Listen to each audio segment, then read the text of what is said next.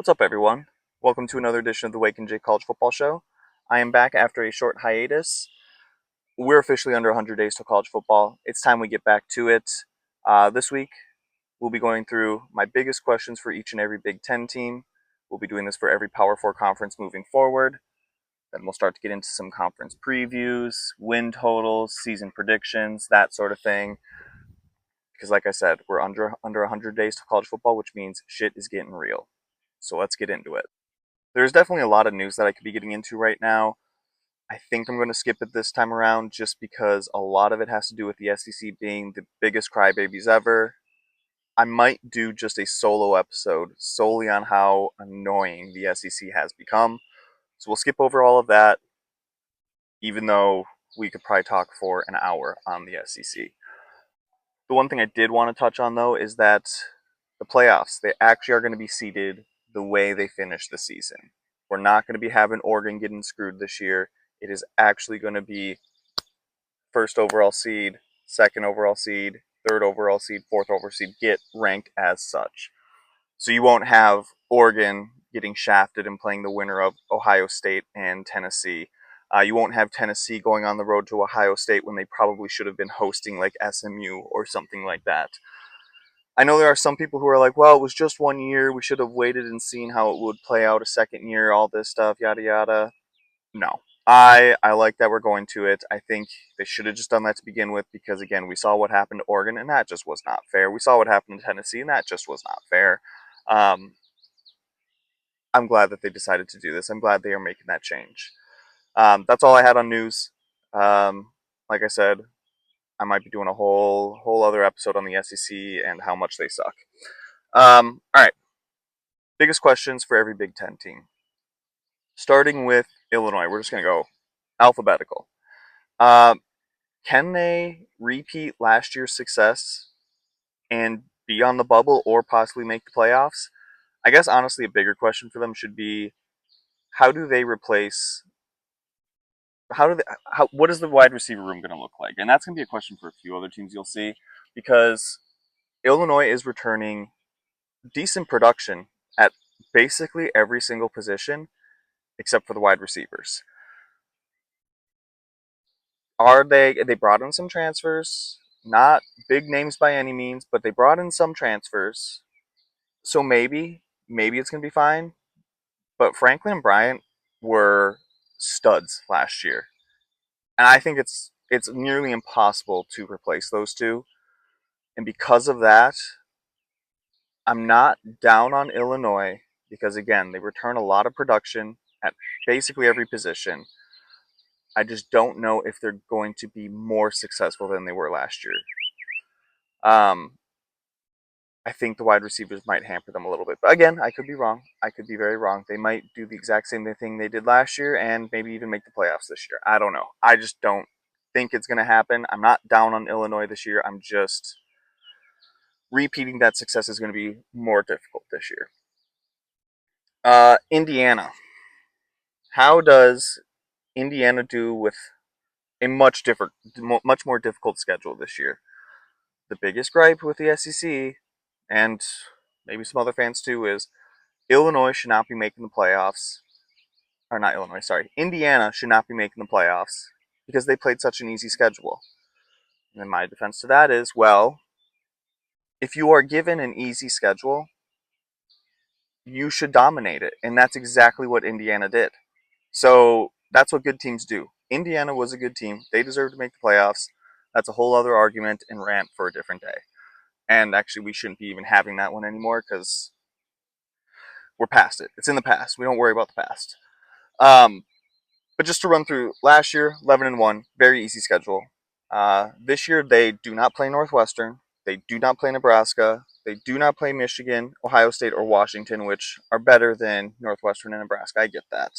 Um, but they're adding Wisconsin. They're adding Penn State. They're adding Oregon. They're adding Iowa. They're adding Illinois. None of those are easy wins by any means. You could argue, I guess, technically Wisconsin would be the easiest win, but that's not an easy win. Yes, Wisconsin's been down. It doesn't mean they're easily beatable. We're not going to see the same repeat success this year.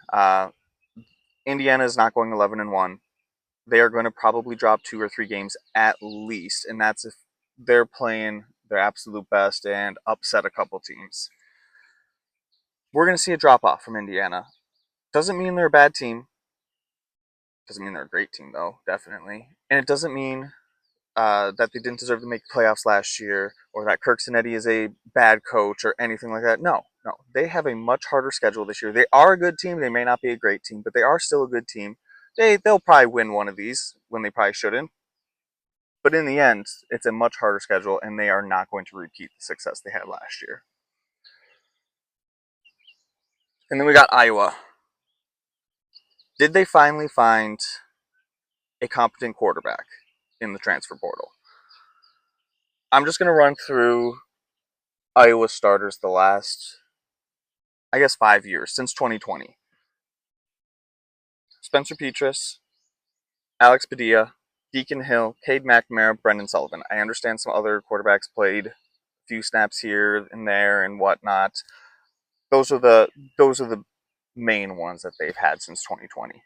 Combined, 55% completion percentage, 10,472 yards combined. Not every couple years or what. No, combined they had 10,000 passing yards, 45 touchdowns, and 42 interceptions. That 10,000 yards is not that much. We're averaging less than just almost under 2,000 yards a season. That's 2,094 yards a season. That's not a lot. That's not good.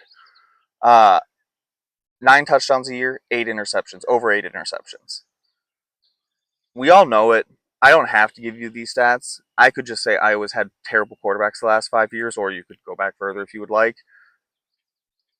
There's no denying that. Everybody knows that. It's just these stats that I'm about to also give you for Mark Gronkowski. He's been better than all 5 of those quarterbacks combined. Since in his 4 years at South Dakota State, 63% completion percentage. He's thrown for 10,309 yards. Iowa's previous 5 quarterbacks, was that 5? Yeah, 5 quarterbacks combined for just barely more than he's thrown in his 4-year career. 93 touchdowns, 20 interceptions. Break that down a season, you're looking at 2,500 yards a season, over 23 touchdowns, and only 5 interceptions a year. Yes, as this was at the FCS level, I get that. I understand that. You are also at the top of the FCS level, which in any given year, the top of the FCS can beat any of the bottom FBS. We see it constantly. South Dakota State was a good school, good team, played good. They played good teams. They played bottom tier FBS teams and succeeded. Uh, I think this is a step up for Iowa. I think they finally found a competent quarterback. Do they have the pass catchers around him? Remains to be seen. The first step, though, is getting a competent quarterback, and I think they finally did it. Now they only get him for 1 year. What can you do? I guess they brought in Hank Brown. We'll see how that works out. But I feel like this is probably going to be the best Iowa quarterback we've seen in a few years now. For Maryland this year, my biggest question for them is, can this defense step up? Specifically the pass defense. Out of 18 teams in the Big Ten, they finished 17th in points allowed, 12th in run defense. Not terrible, not good, not terrible though. And then 16th for pass defense. And for a team that struggled to stop the pass, you'd think when it comes to like the transfer portal and everything, yes, they brought in some recruits, but transfer portal, you would probably want to find some immediate replacements because clearly there were some issues last year. But then you find out they lost 7 defensive backs to the transfer portal, which fine, bad pass defense to begin with. A couple guys probably had to go. They brought in 3. Maybe they're very high on the guys that they still have on the team after those transfers departed.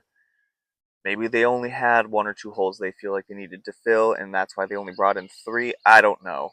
It just feels like for a team whose biggest weakness on defense was the pass defense, you'd think they would just do a little more. You really would. But I don't have high hopes for Maryland this year, if I'm going to be completely honest. I never really do have high hopes for them, so that's not out of the norm. But come on, guys, we'll bring in some help. Michigan. Did they do enough to get weapons around whoever the starting quarterback is going to be? Last year was a problem. We all know it. We saw it. The talent in that wide receiver room was bad. Uh, they had Colston Loveland, and that is it. That was their only target. That was their only receiver. It was Loveland or bust. Um, it's what kept Michigan from being a good team, in my opinion, because the run game was good. It always is good. It was the I don't even think it was necessarily the quarterback's fault. Now the quarterbacks didn't make it better. That's what great quarterbacks do. You know, they make the people around them better. And the quarterbacks on Michigan last year needed talent around them to pull them up. High tide lifts all boats. But the talent around them was just not good enough to elevate their game. And obviously, Michigan's gonna be a run first team this year again. You know, that's how they always are. But that passing attack, it has to be better. I know they brought in transfers. It should be better. It can't be worse. I mean, it could be, I guess, barely, because you did lose Colston Loveland, your one threat in the passing game. But it could be a rough year for them if that passing game has not improved, if they have not brought in good talent at wide receiver and I guess even tight end. It's gonna be a long year for Michigan if that's the case.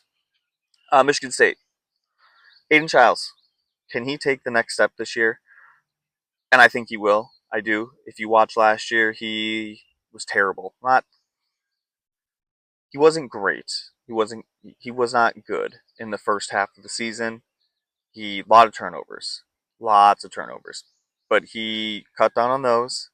And he got better as the year went on, and you saw him step up in that second half to be better than he was in that first half, which is understandable, and that's what you want to see from a first-year starting quarterback. You don't care. You can forget how bad they were in the beginning if you see the progression, and I think we saw that progression. 8 interceptions in his first 6 games, 3 in the final 6. That alone, I'm not even getting into his fumbles. That alone is improvement because let's be honest, your easier schedule is usually in the first half because that's when your non-cons are and you're probably playing a couple cupcakes. He still had 8 interceptions first 6, 3 in the final 6. That's improvement. I don't care what you say. Um, and they did add some weapons in the transfer portal. Michigan State did. I think we see Aiden Childs take that next step and be a. I'm not going to say top quarterback in the Big Ten. Does he have the potential to be? For sure. Uh, I'll say a top half to half, right in that mix of 8, 9, 10, somewhere right in there. By the time the season's over, I think we'll see significant improvement from him. All right, Minnesota Minute. Um, I was originally gonna just come into this cocky as hell and say this is how Minnesota could go 12-0, and I still might do that at some point. Um, but I do have questions about this Minnesota team, and I do have a lot of questions about them. But I would say my biggest is Darius Taylor and the running back room. Is there enough talent around him to take some of that pressure, that load off of him? We saw that last year that it helped significantly with keeping him healthy.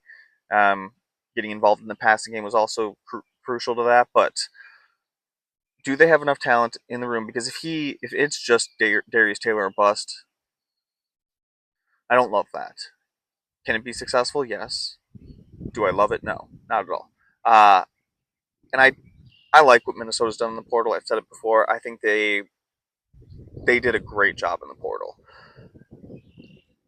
and they did bring in enough guys. I think with enough talent around Darius Taylor that we should see a great season from him. I hope he sticks around for a senior year because that would be sick.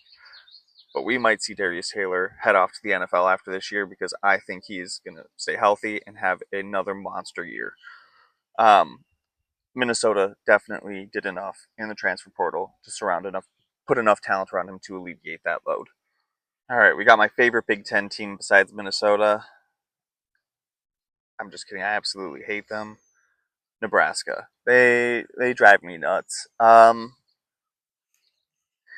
biggest question is: are they finally going to live up to the hype of what their fans believe they are going to be and should be every single year? And the answer is every single year, no. No, they're not. Um, and I feel like I'd be on the. I mean, based on just the history of Nebraska and the Big Ten, I should be right. Dana Holgerson, Dylan Raiola, that combination might end up being a little scary. And I could be wrong. I could be very wrong about that. Nebraska might actually be a good team this year. Now, that being said, I have seen Nebraska fans say that Nebraska could make the college football playoff, and I am here to tell you that that is not going to happen. So, is Nebraska potentially going to be good this year? Yes, they are. But when your fans' expectations, I'm not saying all, but when I have seen some of the fans' expectations of we're going to the playoffs this year, those expectations are not going to get met. And therefore, my question of does Nebraska live up to the fans' expectations this year? No. But they should be good. They really should. Northwestern. Can Northwestern just not be in the bottom of the Big Ten? Can they make a bowl game this year? It's going to be difficult. Let's be honest. And Northwestern's been down lately. Under Fitzgerald from 2008 to 2020, 10 bowl games, 3 seasons without.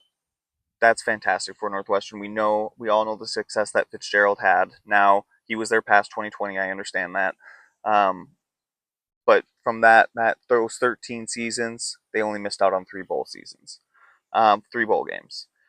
Since then, they've made one. So in the last 4 seasons, 1 bowl game has been made. They've already missed as many in the last 3 years than they did in that 13-year span. So, in the combined record these last 4 seasons, 16-33. It has not been great for Northwestern. They're honestly lucky that Purdue was around last year.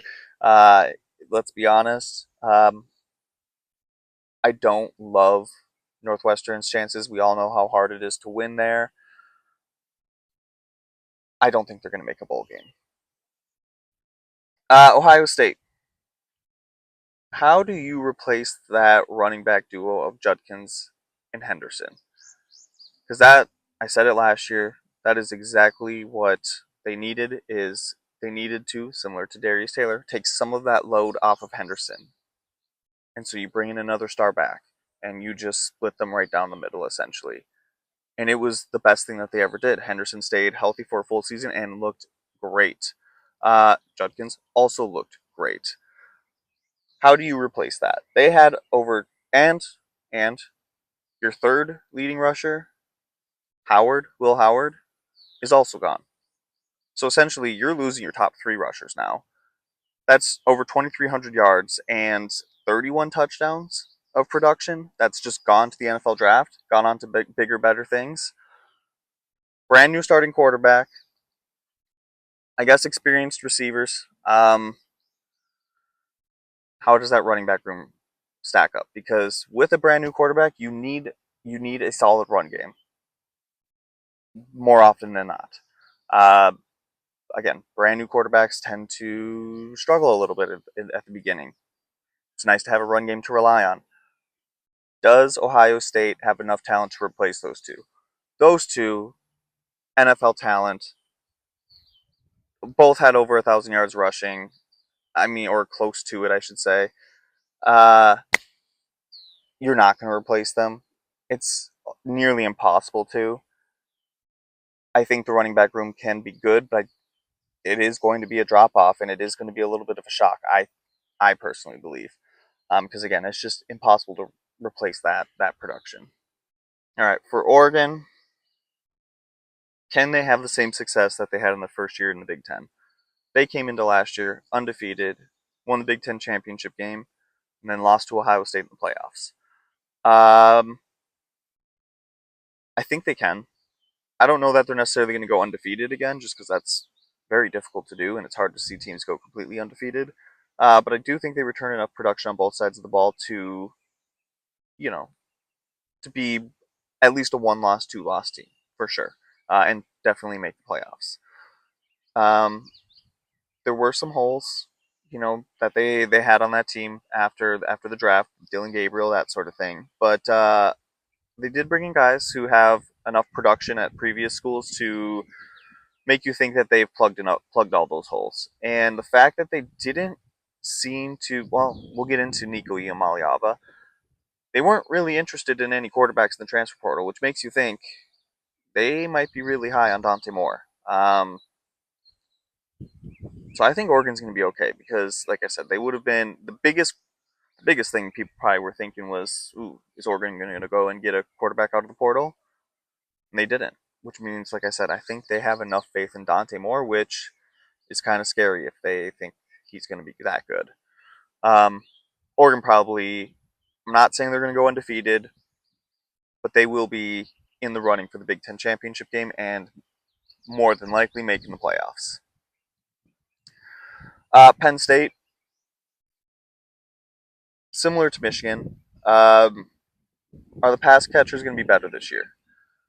Because you had Tyler Warren, and that was it. You only had Tyler Warren. The wide receivers didn't really scare you, and now granted, Tyler Warren was just dominant. People couldn't really stop him, but the receivers didn't really scare you. And now Tyler Warren's gone. By the way, he's gone to the NFL draft. He's out of there. How do you replace that for starters? But then also, did you bring in enough talent uh, to actually have people respect and fear your wide receivers?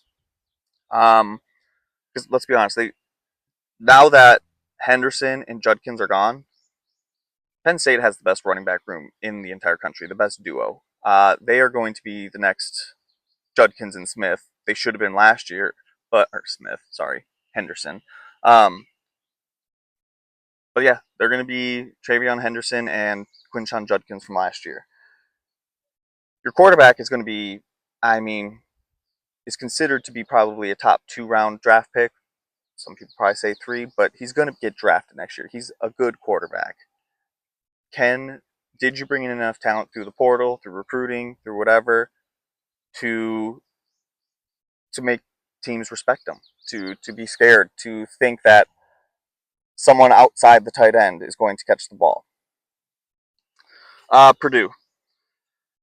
I mean, similar to Northwestern, I guess. Can they do enough to just not be the worst team this year? I don't know. Um, it and honestly, did they do enough to not be the worst team in the Power Four? Even not even just the Big Ten, the Power Four. They had 56 outgoing transfers, which you were one of, if not the worst team in the Power Four. To have 56 guys leaving your team is maybe not the worst thing in the world because they weren't good enough to begin with. Now, yes, I understand. Before you come after me, I know they lost some actual talent in the portal. That being said, I'm going to tell you right now, not all 56 of those guys were worth it. It was fine letting them go. They also had 54 incoming transfers.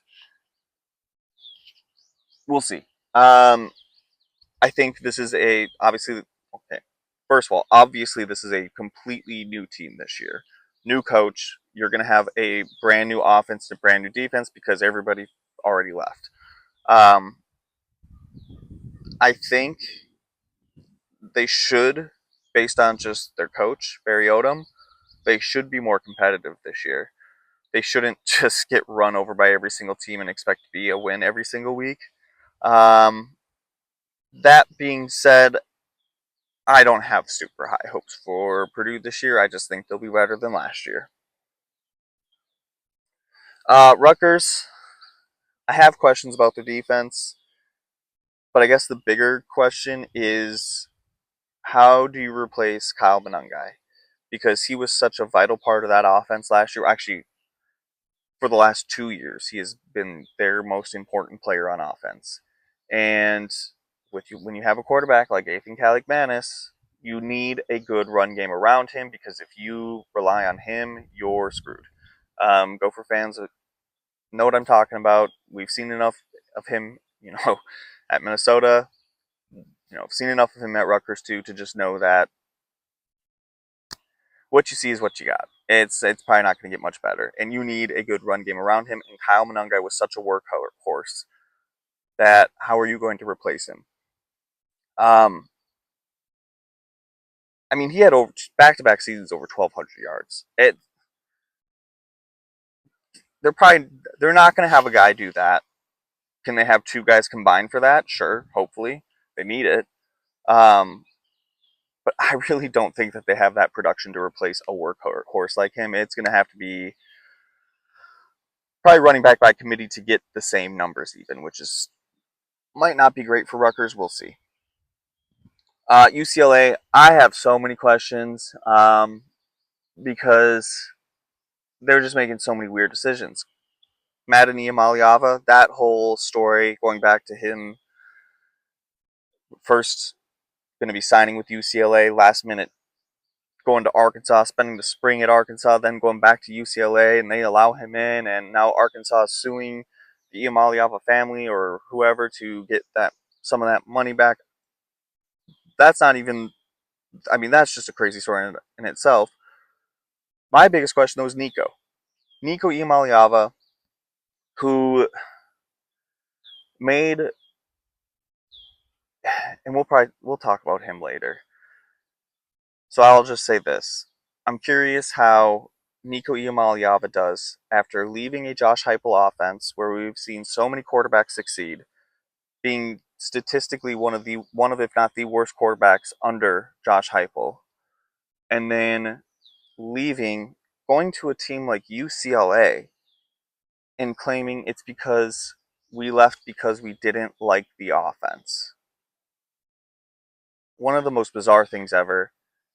How does Nico play against Big Ten defenses, which are nowadays just as good as SEC defenses? I'm not saying every single one is. So obviously they might be. I don't remember who exactly they play this year. They might be playing in Purdue, but yeah, because let's be honest, I don't think the talent at UCLA is to the talent level of Tennessee. I don't. And I also think a Josh Heupel offense is better than a UCLA. I don't remember who their offensive coordinator is. I think it's the guy from Indiana. I don't necessarily think that offense is going to be better. Plus, with the talent not being the same, we aren't going to see much improvement from Nico Iamaliava, which, again, doesn't bode well for him, but also does not bode well for UCLA. Now, is he a step up from Garbers? Probably. Let's be honest, he is. Uh, I just don't think it's going to quite work out for Nico like he had hoped or his family had hoped. USC. Stop me if you've heard this one before. Lincoln Riley does not have a good defense. And that is my biggest question. Can Lincoln Riley's defense actually be good for once? Going back to Oklahoma, it's never been a strength at all. Part of the reason is when you have Alex Grinch on staff for as long as you do, your defense is never going to be good. He finally got smart, got rid of him, but we still have not really seen an improvement. Out of 18 teams in the Big Ten, they finished in 12th in total points allowed, 13th in rush yards allowed, 15th in pass yards allowed, 15th in total yards allowed. It's just same story, same defense, different year. It's just they've been bad for so long, and with different coordinators, that I just don't have faith that the defense is going to be better this year. I just don't. I think the offense is going to be the strength yet again, and the defense is going to let them down yet again. Um, Washington. I mean, was it a great year for Washington? I guess not. No. At the same time, I really didn't think they were that bad. And I thought, I mean, they kind of did what I thought record wise in the Big Ten their first year. They also had just lost their head coach and a bunch of talent to the portal. So honestly, to have the year that they did, I didn't hate it for them, and I thought it was a good sign for years to come. I think their defense can be better. They had the best pass defense in the Big Ten. Not it was either the best or top two or three, but I'm pretty sure it was the best. But they had one of the worst run defenses. I think I just don't think they were quite ready or built to handle the uh, rushing attacks that are in the Big Ten. Um, I think they'll be a little more equipped this year. They brought in some linebackers in the portal, which is going to help with that. I think Washington is better this year than they were last year. I think that run defense is better this year than it was last year. Can't be much worse. So I do like Washington this season. Not as like a dark horse to win the Big Ten or anything like that. I just think they'll have a decent. Lastly, we got Wisconsin. Does Luke Fickell get fired this year? It hasn't been a great 2 years for him. 7-6, and then 5-7, missing out on a bowl game for the first time in what 20 years. Not great, not ideal. Brought in a new offensive coordinator, brought in a new quarterback, loaded up on the D line. Is it enough to save his job? Possibly. Does Wisconsin at least make a bowl game? Possibly. But is just making a bowl game good enough? I don't know. I don't know. This could be the end of Fickle because they also don't have the easiest schedule. At Alabama, which is not an easy game. At Michigan, which I don't think is going to be easy. Don't care what anybody has to say about Michigan. They still have the talent. Versus Iowa, not a guaranteed win. At home against Ohio State as well. That is probably a loss. At Oregon, not easy. Uh, Home against Illinois, not easy. And at Minnesota, obviously not easy. Those are 7 very losable games. And if they lose all 7 of those games, you're looking at another 5-7 team missing out on the bowl game for the second straight year. And I feel pretty confident that Luke Fickell would be fired at that point if they don't make a bowl game. If they make a bowl game, it's possible it does enough to save his job for one more year. I just don't have high hopes on that. And like I said, like I just laid out, no guarantee that they even make a bowl this year. And then we are going to finish off with my favorite segment. Dude, are you high? Uh, Again, I'm going to save the SEC hate episode for a later date. I don't hate the SEC. I just think they're being biggest babies. So I could have put them at, dude, are you high? But I prefaced this a little earlier. Dude, are you high? And I know I'm late on this. I understand. This happened a lifetime ago now. Nico Iamaleava, specifically his dad, specifically his agent, specifically whoever's actually just running the whole show behind the scenes. Are you high? Just all the stuff that has been coming out about this whole situation is just absolutely wild. Starting to, I don't know how true this actually is, threatening to sit out of the playoff game if you didn't get paid more. I don't know if it was going to go that far, but I do know they did ask for more money before the playoff game. They got it. And then going into the season to demand, hey, you have to pay me more. And Tennessee being like, why? You haven't even played up to the standards that we wanted you to play up to. Why would we pay you more? And then to behind their back start shopping your name around to all these teams. Absolutely bizarre. And then leaving Tennessee because you're not getting more money. And then finding out that nobody actually wants to spend that money on you and having to settle for UCLA and a much smaller NIL deal than you would have gotten if you had just stayed at Tennessee and played in a much better offense on a much better team. And then to come out and say, we didn't leave because of money, we left because of the offense. And then you look back at Josh Heupel's career as a offense coordinator, quarterbacks coach, head coach. If he's had a quarterback start all of or the majority of the season, Nico Iamaleava was the worst statistical quarterback. I don't think it's because the offense is bad.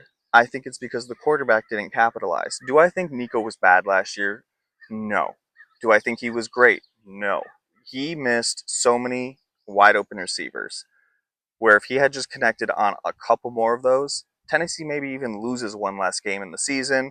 Everybody's talking about how great Nico is and how this year is going to be great. Instead, people are like, Nico sucks. He does not suck. He is still a good quarterback. It was his first year as a starter. Yes, he missed out on a lot of those deep balls that you probably should have connected on more often than not. It is what it is. But to then go and blame the offense as the reason you left, absolutely ridiculous. I cannot wait to see how this season goes for him at UCLA. I really don't think it's going to be up to the standards that he or his father want. It's unfortunate. I think he's getting bad advice. Whoever's running the show, are you high? Thank y'all for joining me. I appreciate it. I've been on a hiatus, but I'm back now. I'll start getting out more videos. Thank y'all for joining me, and we'll be getting into the ACC. My biggest questions for the ACC next week.